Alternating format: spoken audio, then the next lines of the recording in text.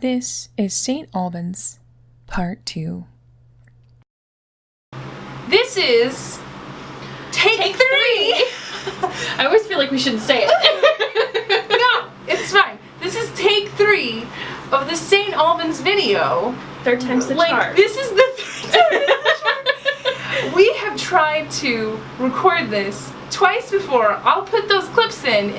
Hey everyone, we're here at St. Albans, and we just wanted to do a quick expectation video and also talk about how we felt afterwards, because we've never done ghost hunting before. There we go. Oh, hello everyone. Hi. We're here finally with St. Albans Part 2. We brought kittens so you wouldn't feel as spooked or scary. So we're gonna talk about St. Albans in the beginning, so you can be pleasantly surprised. Well, should we have kittens? We don't need kittens. We don't need kittens. Okay. You already saw kittens. Yeah. You don't deserve kittens until we can record this whole thing all the way through. Maybe next time you'll get kittens. What happened was we were at St. Albans, and the first time the battery died, and then I got a new battery. And the memory card was full. full. And the memory card was full. Yeah. So you'll see part of that. You're welcome. We tried. We did. We did. It was so hot that day. That's all I remember. It was so hot. Oh. I was literally sweating and going like, oh my god, It's must so look so hot. terrible. And I actually think we look great in the videos, but it was like, oh my god, that's all I remember is like feeling hot. Yes. So then I remember my sunglasses were like slipping down my face.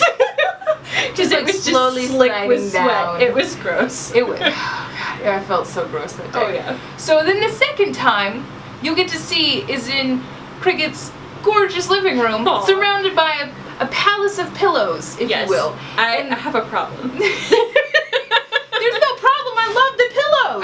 I love them. So the good pillows. we had some kittens with us that time, and again, hadn't been doing anything strenuous that day with the camera, but just the battery decided to die a second time, even though I'm fairly certain I had charged it, because I've been charging them alternately. So now we have 2 batteries today, and we're gonna finish this motherfucker. And we smudged the camera just we to did. be safe. We did.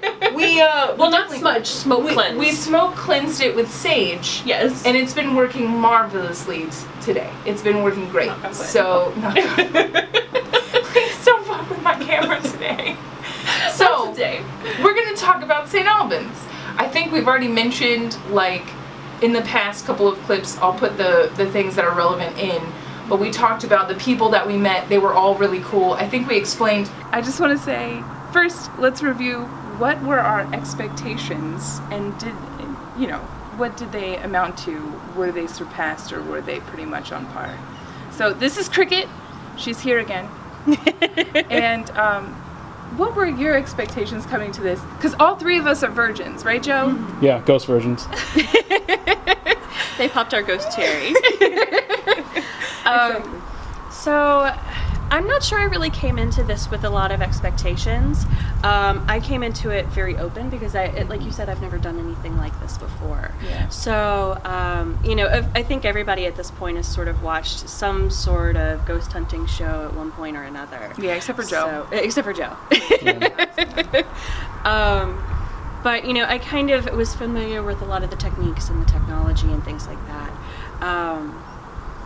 Yeah, I was curious. I was more curious than like expecting anything. I was the same as you. I didn't really have a lot of expectations on like what was going to go on.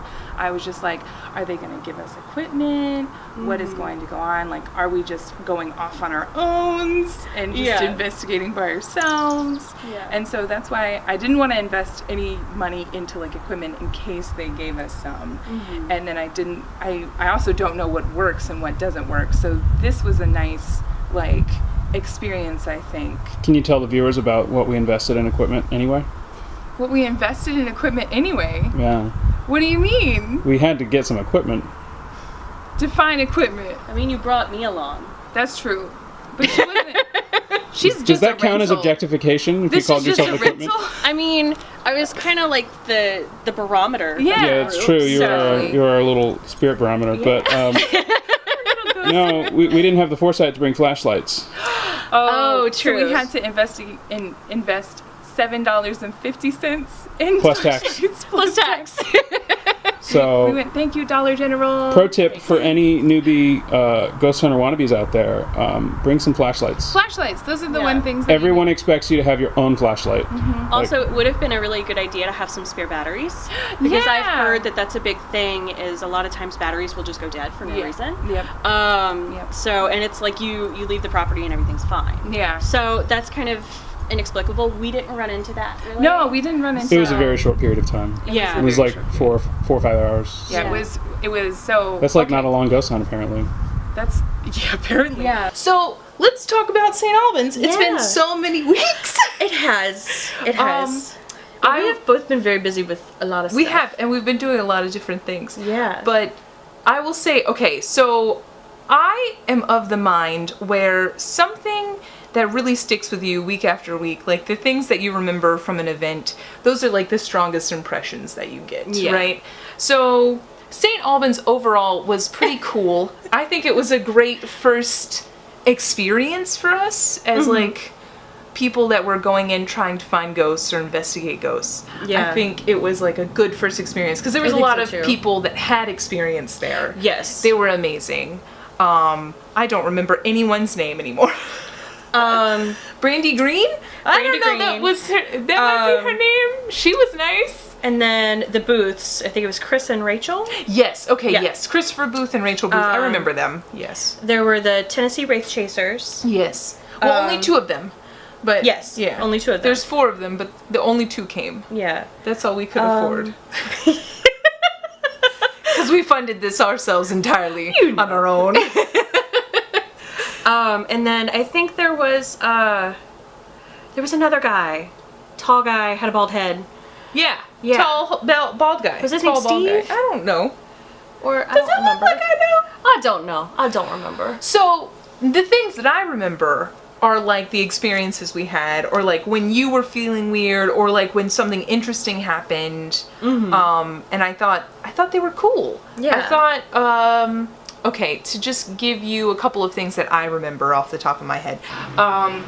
So we've already like discussed what kind of like the stations, essentially, quick recap. There were 6 stations. We got to stay for 6 hours. We went and stayed at each station with different paranormal investigators, Yeah. each for an hour at a time, and they were all in different places. I think the first place we went, we've talked about, was the bowling alley, Yes. and then Which Two. was a huge hotbed of activity. yeah. Can you remember where so we started at the bowling alley, and then Well, my experiences started even before we like did the tour, like the actual like thing where we went and investigated. Yeah. But actually, they gave us like a little like walkthrough so that they showed us where we would be staying for each night, so we could go investigate. And while we were down there, like we started heading down in the basement, and I started getting really, really, really creeped out. yeah. And not only that, it seemed like, okay, so I didn't want to like take pictures because I thought it was weird. And also there was a lot of people around us. Yeah. But you kept like touching and swatting at your leg. Like something was Yes. touching you. This was at the beginning of the tour before we even went into Yeah. the bowling alley. This Yeah. was the first place that we stopped, and we went down a hallway. And when I was there, I actually one of the doorways. All the doorways were open in this hallway. Yeah, there's not that many doors other that are than, like locked. Yeah, or closed really. Yeah. They leave them mostly open. I think Yeah. it's for the light and because there's not a lot of electricity. Yeah. Yeah. So airflow is very important because it's very warm in there, especially when we went in like July. Yes, it was July. I remember that. It was So difficult. it was very muggy and hot. Yeah. But when we were walking down the hallway, one of the doorways just sort of like, it's almost like somebody just like put up a wall in the doorway and it actually went black. Oh wow. So it was just this shadowy like wall just went up in this one doorway, and I just kind of like flinched Yeah. and went around. And so we finished going down around the hallway, and we stopped in this one room, and they talked, I kept like swatting at the back of my leg because it felt like somebody was like tickling me, like this on the back of my leg, and I'm like, is there a bug crawling on me? Yeah, I was looking at your legs specifically. I was like, does she have a hair on it? Does she have like a bug? Because I was literally standing right behind you and you kept doing it, and I was like, is there a string on my hem? And I'm like looking at it, and she said something about there's a ghost in here that likes to mess with female patrons, and I just kind of like stopped, and I'm like, no, don't single me out this early. Please don't touch me. No. Yeah, and one of the people that was actually on the tour with us said, "Are you okay?" I remember that. She like singled you out. She was like, "Are you okay?" Yeah. And then like you guys were walking together because I was like, "Where the fuck is Cricket?" Yeah. I'm like walking ahead because Joe's like way ahead. He likes. Yeah. He's gone. He's my ready husband to go. likes to be the first. Like he likes to be at the front. And see, I like to be at the back. See, and that's fine. I just go at my own pace. But when I saw him, I like went ahead and walked up to him, and then I looked around and I was like, "Wait, where's Cricket?" And our the lead lady that was guiding us through, she was like, "We're gonna go up the grand staircase," and Joe just like charging up, and you were like nowhere to be found. I was like, "Where the fuck is Cricket? Did a ghost get her already?" One of our guides, because we had a couple of different guides, and I forget her name now. She was this really wonderful. Was it Julie or Julia or maybe something like that? She was blonde. Bree was our main person for the night, but I don't remember most of the ladies for the day. I love Bree. Yeah. She was super awesome. But she took you aside. I said, do you mind if we go back and we talk about a specific place? Because I had kind of been singled out by that point, and everybody kind of knew that. Because they asked me, are you a sensitive? Yeah. Do things happen to you? Do you feel things? And I'm like, yeah. And it's like immediately right off the bat, it just activity started. So she took me back around to the door, and she's like, "I'm glad that you are here, and you're asking me to come back, and you're brave enough to come back and not like run, and you want to like investigate. I think that's really good." And that was a very different mindset for me to put myself into, because usually when I experience things, I shut down and I leave. You're like, no, yeah, I don't want any of this. Yeah. So she kind of like stayed near me throughout the tour. And because I'd been singled out in the first room, I kind of became like the group's barometer for stuff. And people were like, "Do you feel anything, Cricket?" Yeah. Do you feel anything? Do you speak? Like specifically the guy that ended up being with us in the group for the evening. Yes, the really tall guy. Yeah, the really tall guy. Yeah, and he was like asking you. He was like, "Do you feel anything in this room?" And I was like, "Don't ask her. Like, don't make her do things that she doesn't want to do." You know, it was kind of interesting though to have people like asking me that, so that I would consciously have to check in and do those things, because that's something that I wouldn't necessarily like announce to the room. That's usually not my thing. It's like I keep my observations to myself. Right. So it kind of pushed me outside of my comfort zone to have people like ask me how I felt. And it was interesting to see that, because I've never done anything like this before. I've never gone on a ghost hunt. I've never like tried to like sneak into a spooky house or something. I've never done anything like that. I've done like the urban exploration, like abandoned places or something like that. Yeah. And see, I never did that. So it was interesting for me to see how interested people were in like your abilities, or like what you sensed versus what they saw and sensed. So that was kind of interesting to see. Yeah. But everyone was super nice. Everyone that was in the groups were super nice. Everyone that like led us around was super nice. Yeah. I did not have a bad experience with anyone there. No, not at all. So. Everyone was super kind and accommodating, and I was very nervous. I think one of the reasons that I sort of hold back on my, announcing my sensitivities out to the world is the fact that I'm afraid of being ridiculed, you know? Yeah. So,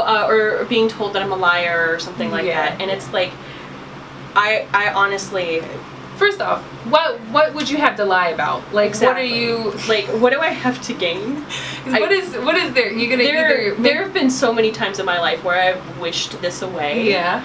That it's like, no, I wouldn't ask for this. Yeah. So it was kind of interesting to be put in that situation and be in a safe space where nobody and really people were judged me. encouraging you. Yeah. You know what I mean? That was really I think cool. that was really cool. I liked that a lot. Yeah, so. even the guides and things like that, they were constantly like checking up on me and stuff, and you know, it was really cool. That was awesome. Yeah. So I think we covered the bowling alley already. Did we? I don't think that we went in depth about the Frank's box. I think we mentioned the people that we were with down in the bowling alley was the two people that were from the Tennessee Wraith Chasers. Yes. One of their names is Mike. I don't remember the other guy's name. And then Rachel and Christopher Booth. Yes. They were there, and I think we've mentioned like I think we talked about like the Frank's box and how you started to feel like something was siphoning off of you. Yes. And then, I remember. I was asking you about the psychic lady and like how you felt about being. I think her with name was another. Deborah. Is that right? I don't know. I don't remember. I'm so sorry. I'm sorry, Deborah. She was really beautiful. Had gorgeous red hair. Oh my gosh. But you know, when I was down there the first time when we just kind of went through on the walkthrough, I felt really uncomfortable just like descending the stairs. Ooh. And you know, we went into the actual bowling alley, and I felt this sort of like, it was kind of like walking into, like, have you ever like walked into like Jello? Yeah. Like that feeling of like, I get what you're saying. It's thick. Like it's thick fog. Thick with energy. And it kind of feels like a resistance, like kind of pushing you out. I got that at the very top of the stairs in the attic. Oh yes. Yeah. I got that there. Which I was kind of, no, I had caught up to the group by then because y'all went to Donald's room. And the only space that was left was actually in front of the closet. Yeah. And so I'm like very uncomfortably standing there like this. And the lady was like, you need to come Donald here. doesn't like when women stand in his closet or near his closet. And they were like, you and I'm like, over here. Yeah, they're like, come, they didn't even say that. And they're like, come stand over here. And I stood over here, and it's like, I had this like numbness and tingling like in my hands and up my arms and stuff, and just kind of like this overbearing like sense of like someone back up here like looking down on me. So once I moved, that stopped. Yeah. Like I moved across the. All right. Okay. So the memory card ran. The memory card ran out. It's fine. I've got we have extra. another one. We have learned from our past mistakes. Truth. So, essentially, what we were talking about before was Donald's room. Yes. And so, I think we've pretty much covered the alleyway. Other than, is there anything you wanted to add about the Frank's box or anything specific in that area? I mean, I definitely encountered a few things there that made me very uncomfortable, but I also felt, you know, like there were some things there that were sort of I felt like there were multiple spirits there. And I feel like, for sure. I think there was at least 3. I think there was one that the psychic mentioned. His name was Daniel. Patient. Yeah. And then there was the young Paul. girl. Paul. I think Paul was the one at the end. I think Maybe. Paul was the one. There was, so at the bowling alley, there was a chair at the very end where the pin setter would sit and set the pins, because it was not like an automatic, it was a very old bowling alley. And so someone had to pick up all the pins and set them in there. And I think that was Paul. And then Daniel was the person. There was something though, I'm not sure if it was the spirit that you're calling Paul or not, but there was definitely a spirit there that felt very negative. That I think the other spirits were definitely a little bit like Scared of, intimidated by. And he is totally separate from whatever is in the boiler room that I didn't investigate because I was too afraid to. There were very few places that I was too afraid to go, but that was one. Was the boiler room. And knowing some of the history of that after the fact, I think I understand why. Yeah. So I'm not upset at myself for not going and investigating that, being as much of a novice as I am. Yeah, honestly, I don't think anyone really, unless you think that it's a sentient spirit that you could help cross over, I don't think there's any reason for you to interact with negative presence. You know what I mean? Well, I think sometimes negative presences are more easy to easier to rile up. That So could be true, yeah. it could be if you're going for something where you're trying to get evidence to be able to prove that there is paranormal activity in an area, I think that there's a reason to go in there and talk to negative energies. But honestly, for what I was doing and for what we were doing, I didn't want to mess with it. Yeah. I was not comfortable enough in my own abilities to be able to shield myself. Right. Yeah. So, but when we went on the initial walkthrough in the bowling alley, when we were in there and everybody's just kind of like walking around, I just like, I didn't like that area. The down boiler there. room area, right? Not the boiler room area, but the end of the bowling alley. Oh, where the chair pins was. were and the chair was. Yeah. And actually when we were in there was a darker energy that sort of like just formed and then like shot down to the end of that alley. Yep. And made a very tall, almost human-like figure. So that made me very uncomfortable. Yeah. So I didn't want to mess with him. Yeah. But there were definitely some energies there, and someone actually came by and was like putting their hands on my shoulder and using my energy to be able to communicate. Yeah. But I never got anything negative from them. I felt like he was a patient, and I feel like that was Daniel. Yeah. That was, yeah. Yeah. So Daniel or Paul or whatever his name was. Yeah. It could have been Paul Daniel or something. Something. Yeah.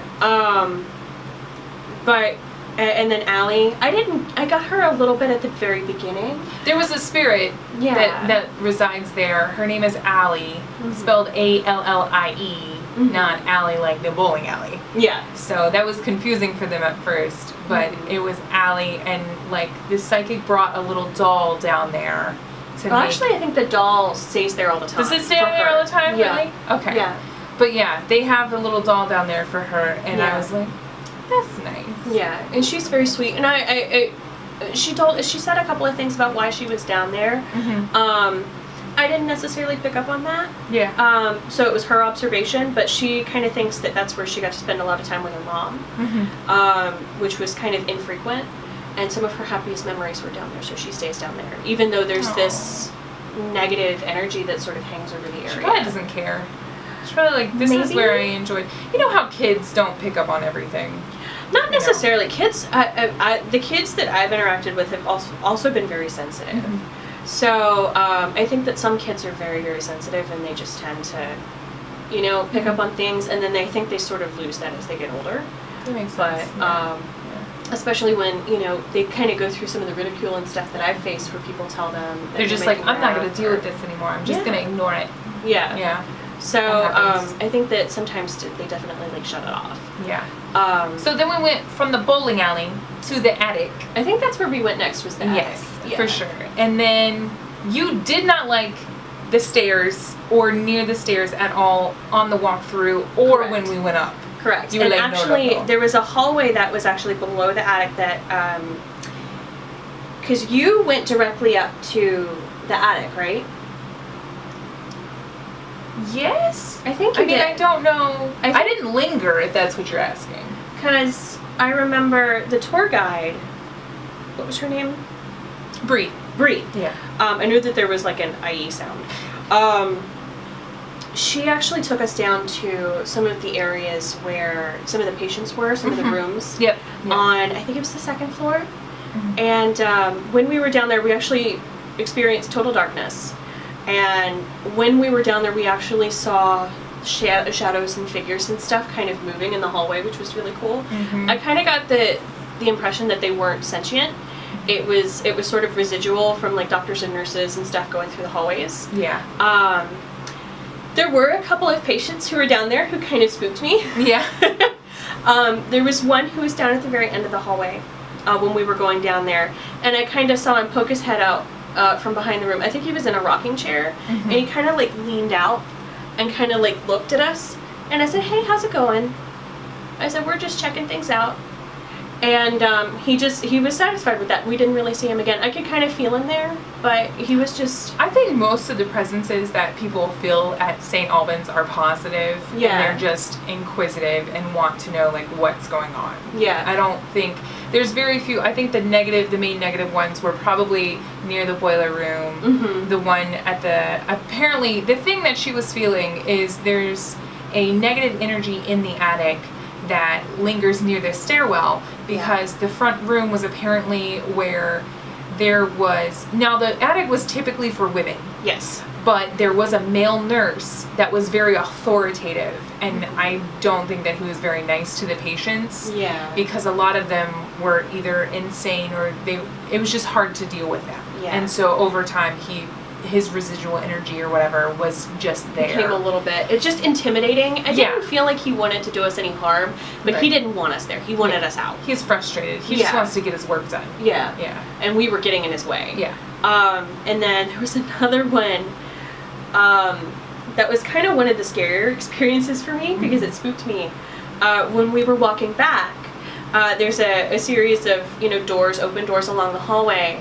And I was the one that was leading the group. And here I am with my little flashlight. And I think Bree and everybody else is behind me. And they're like trying to get me to go first. And I'm like reluctantly go first. And this was with Bree and the tall guy and his girlfriend. Mm-hmm. Yes. Whose names I can't remember. Was it Marcus? I don't remember. I don't remember people's names unless I'm friends with them. So we were all walking back and I'm leading the group with my little flashlight, and all of a sudden I see this rush of motion Yeah. coming at me, and then comes up in the doorway and goes, Yeah. like it was gonna jump out at me. Yeah. And so I immediately like yelp and throw my flashlight up at it. And for a second while I'm standing there, I see this very tall, very high cheekbone like patient with a shaved head. I think he was male. And he was very like tall, lanky. And he's just kind of like standing there in the doorway. I don't know if he meant to like play a joke on me or legitimately like frighten me or intimidate me because he was a little bit off. But he really terrified me. Yeah. That really shook me, and I think that put me in a very strange place when I came up into the attic. Yeah. Yeah. Which the attic is where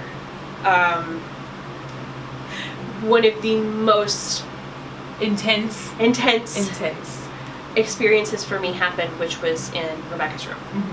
So, because you were pretty chill yeah, until you went into Rebecca's room, yeah, which I have described to other people. I was like, Cricket was fine, and then she went into Rebecca's room and she just started crying. I was literally, And I'm not good with crying. Like, I'm trying to make jokes and stuff. Yeah. And Cricket's just crying, and I'm like, I was literally sobbing. yeah. And it happened, I almost felt that I needed to ask permission. When we were all standing out there in the hallway, I felt very uncomfortable because I originally was standing in front of a doorway that was next to Rebecca's room, and I did not feel comfortable there. Yeah. So I moved. Yeah. I'll talk about that later. So I was immediately pulled towards Rebecca's room. And the first time I went in there, I actually quietly rapped on the door and I said, "Hello, I'm just gonna come in and look around." And I think I introduced myself and I just kind of stood there. And I could kind of feel like something was there, but it was a little bit shy. So I just kind of took a deep breath and just put my hand on the wall. And the wall was freezing cold. Which was odd because it was July. It's July. It's July. And there's Anytime no air there was something conditioning. cold, I was like, this is July. Yeah. We've been sweating all day. Yeah. So I remember the wall being really cold and kind of damp. Which it was very humid. That I kind of understood, but it was cold. Being cold was kind of odd. And I touched the wall and I just get this overwhelming pit of dread. And it just feels like that sort of depression you'll never crawl back out of. And very heavy feeling. It was overwhelming and I started to sob. Yeah. And which you would understand after we went in there and everything, they had explained, I think it was the next day we were listening to a talk or something, and the one was like, Rebecca lost her child, and so she was put in there because she was hysterical and just very depressed, and she was completely fine mentally, she just lost her child and could not cope with it. Yeah. And so that was You were Yeah. kind of like feeling all of her anguish. Despair. Yeah. So I was very interested to go back and explore again at night. So that was the first place that I went when we went up to the attic. Yeah. And I kind of went in there and, I went in there and I kind of announced myself again and I said, hey, it's me again. I just want to come in here and spend some time with you. And because I felt like she was very much like sentient and able to understand.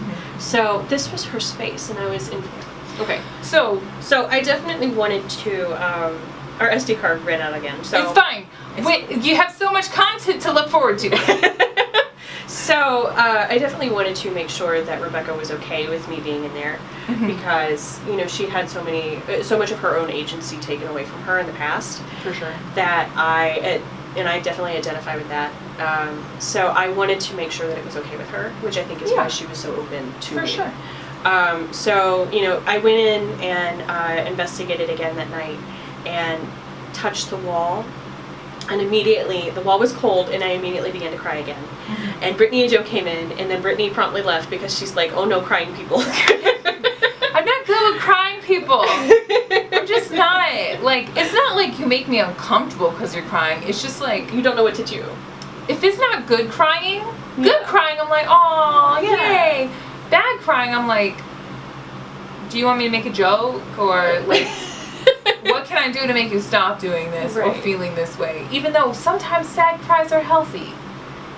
But I don't identify a ghost making How you cry very as like healthy. Aquarius of you. You must have Aquarius in your chart Somewhere Somewhere. is in there. Maybe it's my Venus is in Aquarius and I Who feel knows? real sexy. Maybe. So the guide kind of came in and pulled me out and said that she wanted to pull me into the room that was next to Rebecca's. And both of these rooms were actually joined by this bathroom. Yeah, there's a bathroom, kind of like, so like all of the rooms are boxes. This one's at the end of the hall. Rebecca's is right beside, and then there's like another little box, which is the bathroom connected. Yeah. It's a very like long bathroom. It's weird.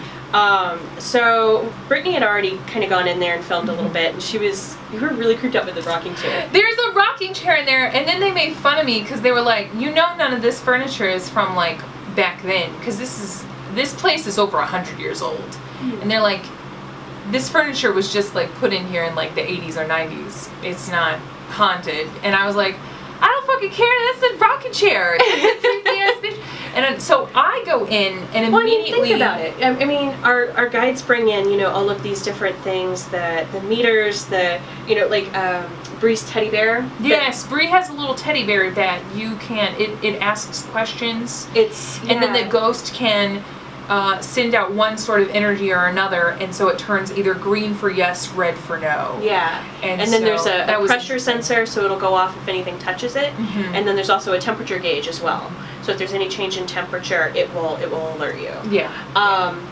But I immediately went in there and just stood like by the front of the room. So it's like I said, it's kind of like a box, and the rocking chair is in the back left corner. And I'm like, I'm not fucking with that. And so I'm like standing at the front door of the room and then near the bathroom, because that's where I felt most comfortable. Yeah. And then you came in. I came in and I didn't want to go anywhere near the bathroom. Yeah.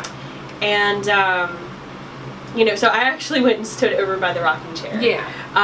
And I'm like filming Cricket. I'm like, yeah. no, it's creepy over there. Yeah. I don't think so. And then I like jokingly went into the bathroom. Yeah. You actually filmed a lot of the rocking chair, and I went back and viewed the video. Yes. Yes. So we'll put it right here. Yeah.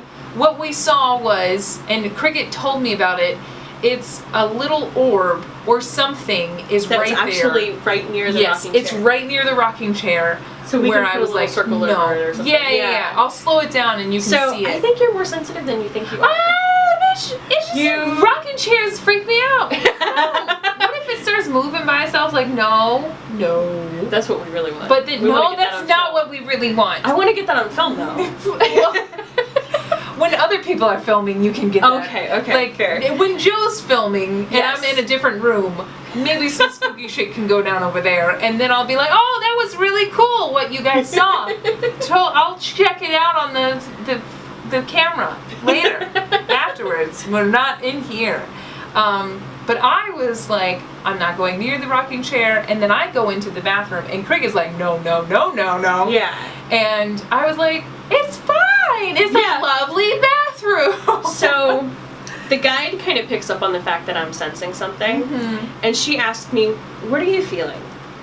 And so I kind of tell her, I don't want to go anywhere near that bathroom.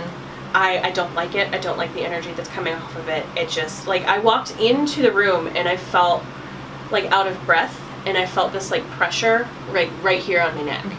She was saying it was when Cricket was there, she was like, it was a very desperate energy. It was very desperate. And then I think you said violent or something like that. Yeah. I don't know that the word was violent. Like, I don't know if you said violent, but there was some sort of, like... It was a synonym of that. Yes, something like that. It was a violence of desperation. Yeah. Like, It wasn't- I will chew my own arm off to get out of this sort of feeling. Yeah. So... And she asked, where are you feeling this? And I said, kind of over near the bathroom, but not even so much in the bathroom, but kind of like right in front of it. And I sort of gestured with my flashlight to an area that was about like 5.5 feet wide, and kind of like panned it with my flashlight. Yeah. And I said, I don't feel comfortable there. I felt very anxious. I wanted to go. Yeah. So the guide said, so this is what they call the suicide bathroom. And I had heard the term like suicide bathroom thrown around. I didn't know where it was. Yeah, we had no idea where it was. So she said, this is the suicide bathroom. I think that they said there were at least 4 people that took their lives in that bathroom. I do not remember, because I was like, oh, goodbye. As soon as I hear something like remotely spooky, I'm like, I'm gonna go see what Joe's doing. I'm gonna go check it. I'm gonna ask him how he's feeling. We're gonna have to toughen you up a little bit. It's fine. It's fine. We get the sensitive being a little bit more brave. It's because you feel it, and I'm like, okay. So, she told me that this is actually where Rebecca reportedly took her life. So she hung herself with a bedsheet off of the pipe that I had gestured to, like kind of pointed my flashlight at. And she said they actually found her outside of the bathroom, like outside of the doorway. Sorry. No, it's fine. Where I had pointed my flashlight. Right. Yeah. Like almost exactly. Yeah. So, as you can tell, I'm still very shaken up by that. Yeah. It was you were like very, I could see when she said that, and I'm getting like tingles right now. Yeah. Like my hair's I could tell you were like super validated, and you were like, oh, holy shit. Like, look, I have it now. No! Don't spread it to me. I'm sorry. So it was very much like, this look of pure validation came over Cricket, and she was like, holy shit, this has never happened before. Yeah, except for maybe the Stonewall Jackson thing. Yeah, that I kind of talked about a little bit. The validation from that's the closest. But this was like you feeling something, saying that she asked you, and just immediate, like, and then like, that's what it is. This is what it is. She didn't prime you or anything. Nothing. That's the whole thing. Is that you knew what Stonewall Jackson was. You knew that it was like this place. You didn't know what that bathroom did. You had no idea. You didn't know what that room was used for. And so that was kind of like... That room was just another patient's room that was a little bit darker than the others. Yeah. I mean... Yeah. And there was other rooms that were creepier than that one. Like, infinitely. I didn't like the one that was at the front where the stairs were. That was the one that I was like, this one's a little too creepy for me. Yeah. You could see too many things. There was just too many doorways open. And I was like, this looks like a maze that we get lost in and get murdered. And I was like, I don't want that. So when I went into that room, that one, I was just like, not the chair. Just anything but the chair. I'll look at anything else other than the chair. So I was literally standing kind of like where Rebecca had taken her life. But then before we continue, going on with that. Do you want to talk about what happened when you came home? Because it relates to Rebecca. Yes. Yes. So I came home and, you know, And obviously you had made like a serious connection with Rebecca. Yeah. Like pointing to where everything had happened, Yeah. going into her room, and, being and very sobbing respectful of her. and touching things Yeah. and really just sort of opening myself up to the experience and what she was feeling. And I feel like when I did that and I brought my guards down, I feel like she's sort of attached. And you never really we never really closed anything off. You know We what didn't. I mean? Like we didn't say goodbye or whatever. Yeah. And I feel like we should implement that now. Yeah. And maybe we like should have sage like some ourselves sort afterwards. of thing where we Yeah. like chill. Yeah. And we're like, goodbye. Yeah. You are not allowed to come home with us. Yeah. You need to go. Yeah. So I came home and I started to hear all kinds of really strange noises. I started to hear like knocking on the wall, walls that weren't connected to, you know, either side. I have neighbors on either side here. And not on the walls that were connecting, but like the actual doorways and things that are within my apartment. I started hearing like up the stairs, and then I got up one night because I kept hearing like, it sounded like somebody had broken in. Yeah. So I went down and I like investigated, and this happened a couple times. When you say And- somebody had broken in, do you mean like you heard someone like opening I- the door I or heard walking doors around? opening and walking around, Okay. and low key, like, things I have been falling. here. I have been here when just Nick was here, and I heard walking in your kitchen. So your house is haunted. I mean, I'm sorry. it's probably Congratulations. Me. It's probably me. It's probably So you. it's fine. I mean, it wasn't you because I was standing there talking to I Nick, mean- and someone's walking in the it's, kitchen. It's the thing. It's the old lady in St. Augustine. They're drawn to me. They're drawn to you. Okay, all right. It's whatever. I mean, it's a really old building. So That's true. so it was more activity than I was used to having. You were like, this is and a little much. I legitimately thought somebody had broken in. So Yeah. I'm like walking down the hallway with a weapon, like ready to fight. Yeah. And no one was here. The door was locked, the chain was latched, like no one was here. Yeah. So since I kind of saged and everything, and after I had Nick have to come get me, and we sort of threw open all the windows and saged, and I said, you need to go. You got to leave. You got to leave. Yeah. If you ain't paying rent, you need to get out. Pretty much. That's how I feel about all ghosts. Yes. They're not paying rent or taxes. Yeah. They're not American. They gotta go. I'm just kidding. I'm just kidding. Oh my God. Ghosts, you can stay here. Please don't haunt me. Oh my god, they're gonna come after you next. My house Brittany's gonna is call not me in on the any middle of of the their night and be grounds. like, Cricket, I need you to come get the ghost out of my house. No, I'd be like, Joe!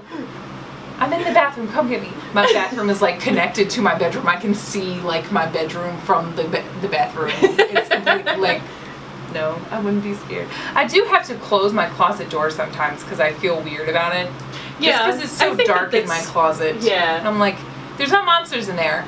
But I would fucking hate to like look in there and see someone there Yeah. while I'm going to bed. So I'm just gonna close it just to be sure. Just to be like, hey, out of sight, out of mind. I think all humans sort of retain that sort of like fear of the dark because we're afraid of the unknown and what's in the dark. I actually don't give a shit about ghosts, but I have like an actual fear of home invaders. Oh god, yeah. And that's like scarier to me than any fucking ghost. So Yeah. like, I mean, you never know with people. yeah. I've seen so many videos where people. Have you ever listened to the Lore podcast? Yes. Have you listened to episode 8, The Castle? No. I haven't. So that reminds me of that episode because that episode gave me the heebie-jeebies because it was more about, it was less about the paranormal and more about the horrors of human nature. Yeah, because I've listened to one about grave digging and Yeah. like what people would do and the links that they would go to just to Yeah. get money. It was kind Yeah. of insane. So definitely go and listen to episode 8. Lore which- is great. Lore is fantastic. It's also on Amazon. Like if you have Amazon And Prime, Spotify you can and- watch. Lore has a show. A show now, Yes, yeah. and I've so seen those two. They're really yes, good. They're really really great. But yeah, oh my god, just people are crazy. Yeah. People are crazy. Yeah. So the thing about Rebecca, she was gone after that, and Yeah. like to I this didn't day. really have any issues or anything. Okay, cool. So, nice. That's cool. And- She's respectful of you. Yeah, as you and are it's respectful interesting of her. because I heard that, you know, for the rest of the night, nobody else had any real experiences up there. Which I think is kind of because she, like, They did. attached to They me. did say, like, I feel it was like really how quiet up there. how everything went was Rebecca was probably like the, how do I put it? There was like a climax point. Yeah. She was just before. She was climax. just before the climax. Yeah, and there was so, a like, lot of other stuff. and they were that- saying that's how the night went. It was like there was a peak and then like everything just kind of dropped off. And I was like, oh, okay. Because Yeah. like Bree kept saying there's usually a lot more activity around this time, and then the final place that we went to really didn't have any Yeah. activity. It was pretty though. You didn't get was to go out beautiful. to where the bird cage was. I didn't. I think I had just kind of shut myself off by You then. were probably I tired was too because it was exhausted. really, really late. It was And- almost 1 o'clock in the And morning. doing a lot of, like, the reaching out and the sensitivity stuff, it's exhausting. yeah. So, I would say so. I was definitely just kind of over it by that point. I just wanted to go home and crawl into bed. You're like, I'm tired. Yeah. And I was like, I'm getting pretty tired too. But the bird cage, just Yeah. to describe it for you, there's this kind of like One Flew Over the Cuckoo's Nest. There's like a big caged-in area where people can't even climb over a fence and jump off to like commit suicide. But it was all enclosed, and that's why they called it the bird cage. But it was a huge area, and it's been overgrown by like a lot of plants. Yeah. Not the entire thing is overgrown, and there's one section where there's no more bars. Just one, like, I guess one screen fell off or something like that. Because it was sitting in disrepair for Yeah, years. it was in So. disrepair for a long time. But it was gorgeous out there. I Yeah. was like, oh, I'd go on a date out here. This is really nice. It was very, very pretty. But a lot of the people that I talked to, they said that they didn't get a whole lot of activity in Rebecca's room. Yeah. And you know, I think in the past couple of weeks, there's been another investigation that came through with Chris and Rachel again, the booths, and they said that they got some really good evidence in Rebecca's room. So awesome. we'll have That's to really definitely see if I can find the video that they post. And definitely link it down below too. And that way you can see Rebecca's room a little bit more too and see some of the activity there as well. From somebody that's not us. So you get a different point of view. Yeah, you get to Yeah. see more people that have actual ghost equipment Yeah. instead of just one girl with a camera that's really scared all the time. It's fine. I wasn't actually that spooked. It was just like, I don't think we really got I- spooked until the next section. was the next section isolation? I think so. I think section 3 was isolation. What was okay? So let's count them off so that I know for sure. So the last place was what we delicately called the Bruise, which is the purple room. Yeah. So that was the last one. So And that's when we also went upstairs and went up into observation in the birdcage as well. yes, Yes. So that's where that was, and then first was the bowling alley. And I guess we were supposed to go into Donald's room at that point too, but I really didn't want to fuck with Donald's room. I don't So- remember where Donald's room was. I think it was near there. Maybe. I think we passed kind of by it a few times because I could feel the energy, and I'm like, I'm not. We fucking probably with that. did, but it was like really, really crazy how everything was so maze-like. It was very much a Yeah. labyrinth, and I was It like, very much was. if we didn't have guides, we would be fucked down here. Super We lost. would be super fucked. Super lost. Oh, and then before the purple room was alcoholics. Yes. And then, was there only 5? There might have just been 5. There might have been might just have been 5 5. areas. Because I think isolation also went down into the well, the isolation ward ward was the that was very upstairs. bottom. Yeah, I think And then we went upstairs. Yes, the second ward is Yeah. So there was 5, I guess. The first one was the bowling alley, second was the attic, third was isolation, it was what they were calling it, and then there was alcoholics, and then finally was the Bruise. The Bruise, the purple room. Which I think was like just the great room, the ballroom, that sort of area. Yeah, it just seemed to be like the fanciest area. Yeah. That's where it was. That was just like, that's where the nicest It was gorgeous. stairs That's where the was. grand Yes, staircase is yeah. and the beautiful archways and things. So Yeah. yeah. But we'll talk about isolation next time. yeah. Because that's the spookiest for me. And I think Cricket would agree. Yeah. The most intense. The most intense. Yeah. Definitely. Yeah. And that and Alcoholics, I think, definitely kind of did it for me, and just was kind of. I will say, Alcoholics is the one place where I was like, I think I see something. So we'll talk about that next time. Yeah. But we hope you enjoyed this. Yes. We will have a part 3. I didn't expect to have a part 3, but then There was so I just much keep to talk remembering. about. Yeah, I keep remembering things, and it's like, ooh, shit, that was spooky a little Yeah. bit. Yeah.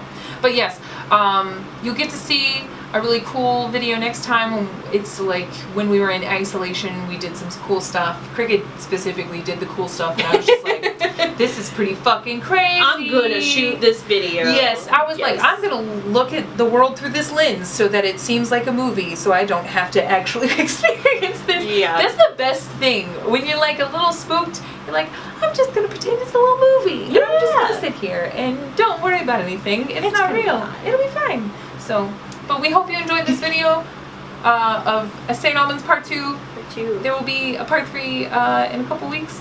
I'm Yes. going to London, so yeah. It'll be fun.